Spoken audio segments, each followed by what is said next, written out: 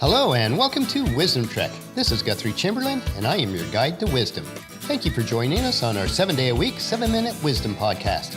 This is day 35 of our trek, and in honor of Independence Day in the United States, this past Friday we started a 5-day series of episodes where we are going to consult one of our founding fathers, Benjamin Franklin, who was known for his wisdom and practical sage advice. Today we are recording our podcast from our studios at the Big House in Marietta, Ohio. We have moved into our newly renovated office and it really looks great. The room turned out very nice. We invested in some new windows, new hardwood floors, and wainscoting on 2 of the walls. Check out our journal page on day 35 of wisdom-trek.com to see some of the pictures. If you'd like to be kept up to date on Wisdom Trek information, please enter your name and email address in the bottom right-hand corner of the sidebar, which appears on every page. To begin our podcast this evening, our 2 little fawns are resting in the backyard, waiting for their mother to pick them up for the night. And on our trek today, we will continue to review the 85 practical tips written by Benjamin Franklin called The Weight of Wealth. In order to keep our daily podcast to a near 7 to 8 minutes in length, I've split up the remaining 40 tips into 3 days, so this series will be 1 day longer than I originally expected. I hope you don't mind. I want to keep our daily nuggets short and digestible. So let's venture on our trail today as we examine the steps 46 through 57. These nuggets of truth and wisdom can dramatically impact your life so that you will grow in wisdom and insight. So number 46, a little neglect may breed great mischief. If we do not pay attention to what is important in our business and personal lives, then we will leave the door open for bad behavior, either from ourselves or from others. So don't neglect your responsibilities in all areas of life.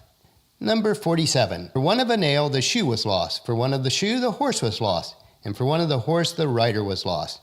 This one is probably familiar to most of you, but pay attention to the little details of life before they become big details. Another saying that I remember growing up is a stitch in time saves 9.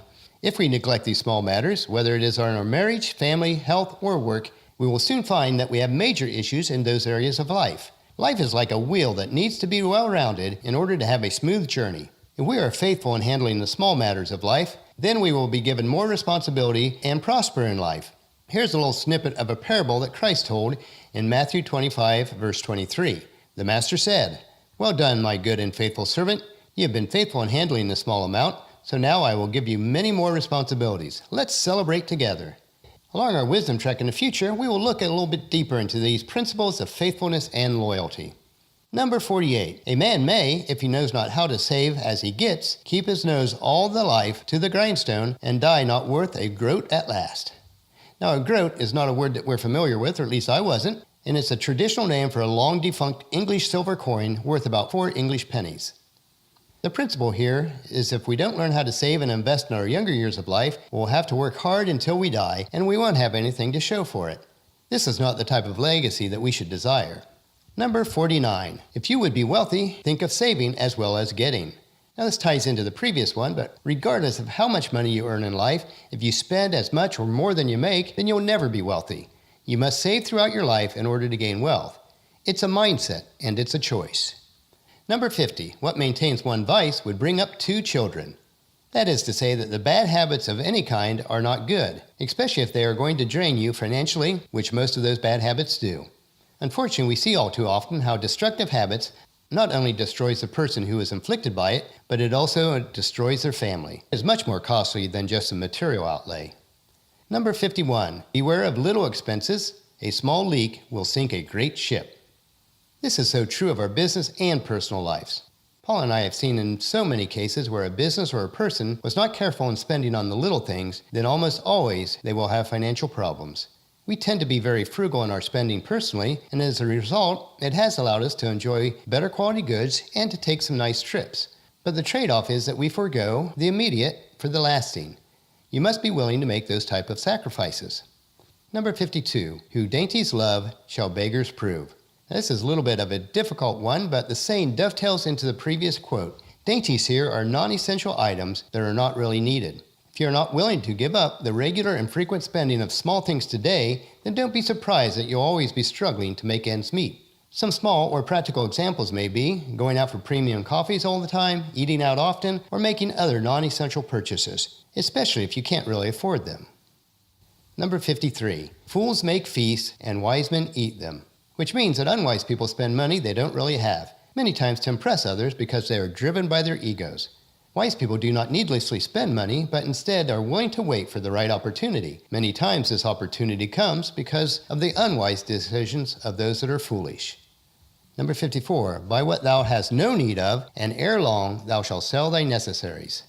Old Ben was hitting home in today's foolish spending habits of so many people. The more I analyze the difference between the need and wants in life, the more I realize that there are very few true necessities.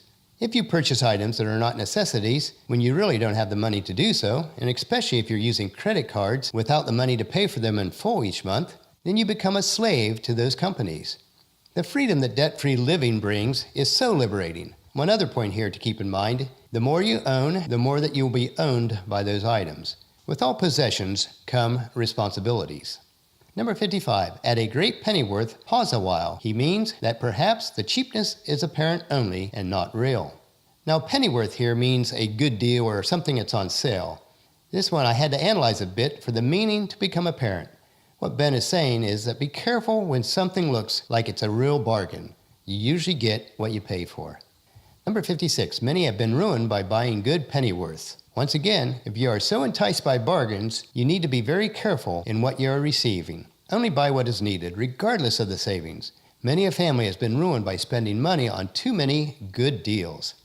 Number 57, 'tis foolish to lay out money in a purchase of repentance. Now, buying things for people that you have wronged for the sake of trying to make up for your actions is not wise. First, do all that you can to prevent doing harm to others. Second, heartfelt repentance is much better and more lasting than spending money to compensate for your wrongs. Well, that'll finish our podcast for today. If you've missed any of the previous episodes in this series or any episodes at all, please check out Wisdom Trek on iTunes, Stitcher, SoundCloud, or at wisdom-trek.com. Tomorrow we will continue on day 4 of our series of Gaining Wisdom as told to us by Benjamin Franklin, one of the founding fathers of the United States. So please check into our camp tomorrow for another day of Wisdom Trek, Creating a Legacy. If you enjoy our daily dose of wisdom, I encourage each of you to help us in one of the following 4 ways. Leave us feedback about the podcast on Wisdom Trek. This would be so helpful. If you haven't done so already, please subscribe on iTunes or Stitcher so that the podcast will be downloaded to you automatically each day. And if you previously left us a rating on iTunes or Stitcher, I certainly appreciate it. This means so much to us. If not, please leave us a rating so we can gain exposure and have more people join us on our Wisdom Trek. And lastly, spread the word to everyone you know to join us on our Wisdom Trek. I thank you for listening, for allowing me to serve you in this manner. The journal for this podcast can be found at wisdom-trek.com, where we also have pictures, sayings, wisdom nuggets, and free resources. As we take this trek together, let's always remember to live abundantly or fully, love unconditionally, listen intentionally, learn continuously, lend to others generously, lead with integrity, and leave a living legacy each day. This is Guthrie Chamberlain reminding you to keep moving forward, enjoy the journey, and to create a great day. See you tomorrow.